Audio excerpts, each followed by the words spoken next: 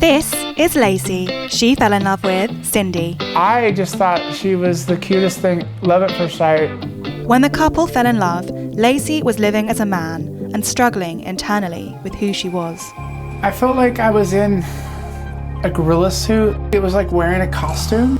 After many years of feeling unhappy, Lacey finally came out as trans to Cindy. It was hard because she was devastated. I had no clue. I came to the conclusion that God would want me to love her. But sadly for Lacey, not everyone else has been as accepting. We had hundreds of messages telling us how dirty, evil, how bad we were, how much God's going to hate us. Family members telling me that it would be better for them if I would have committed suicide instead of being here who I am now.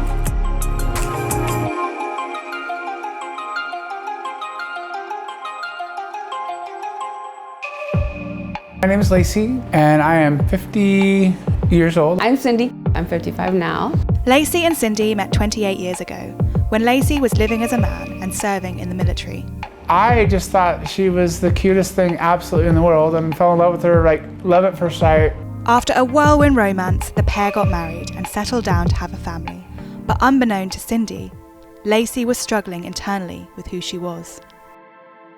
I felt like I was in a gorilla suit. Like literally it was like wearing a costume. I'd be Googling things like, why do I feel like a woman? I had several failed attempts at suicide. Lacey finally reached breaking point and decided she had to come out as trans to her family. I have to give them the opportunity to either accept me or not. It was hard because she was devastated at first. I had no clue. I had no suspicion, no inkling. She was very manly, extreme redneck. I'm gonna put it that way. I was very good at hiding who I was. I came to the conclusion that above all, God would want me to love her. That was the big aha moment for me. I didn't want to lose her or him. But the hardest part was still to come, when Lacey came out as a trans woman publicly. We had hundreds of messages telling us how dirty, evil, how bad we were, how much God's going to hate us, how we're going to hell. I've also had family members telling me that it would be better for them if I would have just went ahead and committed suicide instead of being here who I am now. I'm sad you're giving into this lie. It sucks. You are a good friend and I will always remember our friendship, but this I will never ever accept. You need to deal with it, big boy. So how was it, Matt, when I came out to you? Was it hard? A little bit. I took it confused, really, because I didn't quite understand it. I think part of me felt like I knew it. Like there was always something off about her, but I'm getting used to it, really. Well, we are going to go from here and go over to the church, and we're going to see Jesse for a little bit. Our old church turned their back on us. It got bad. I felt really shunned, betrayed. We decided to go to this church first, and when we walked into it, we both felt very loved and accepted. Hi! How's everything been? So good to see you. We're here to see you today and come talk about some different things. Yeah, that sounds great. Awesome. Let's go for it. Come on in. I mean, we experience life in such a spectrum of ways that I think it is such a disservice to only experience gender in two binary ways. People are like, well, God didn't make you this way. God made Adam, God made Eve, God didn't make you this way. A lot of people are treated like Lacey and Cindy were, and so they leave the church in order to stay safe and keep themselves healthy and well. It's hard to believe that literally a year ago, it was a little less than a year ago that we were here getting married. I really wanted to renew our vows because I felt like our marriage had very much changed. For Lacey is that she wanted to marry me as Lacey. Yeah, we both got to wear white dresses. And she married me again as Lacey, which was great. If someone wants to judge me, that's fine. I am a trans woman, and I fought for your right to hate me. We live in a country that's free and allowing to have your own opinion. I'd also say though, give me a chance. Try to understand me.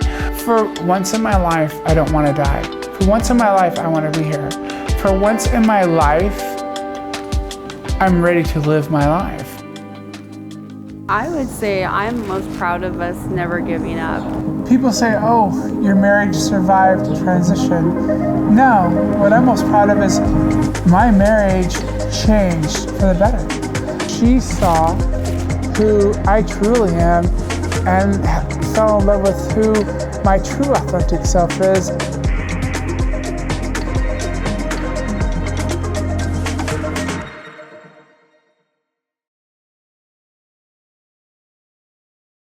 People leave nasty messages. You're a pervert, there's something wrong with you. Yeah, that hurts. I feel like they're hurting your feelings, they're hurting you.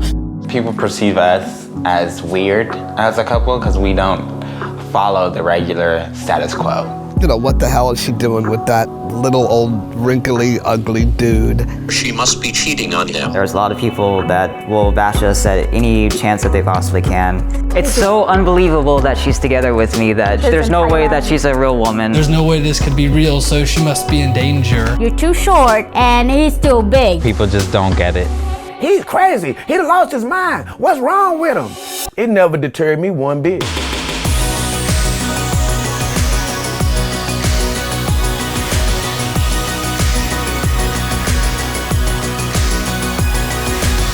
Interabled relationships are beautiful. You can date somebody who's transgender and not be thought of as a weird person. I know that it looks weird from the outside, but just makes my little puppy heart happy. Humans today, we are all judgmental. All I know is I love her and she loves me. We're just gonna continue loving each other. No matter what, nothing's gonna change us. The thing I love most about Mason is how cute he is and nothing else. It doesn't matter your gender, your height, your disability. Love is love, and love will conquer. The haters.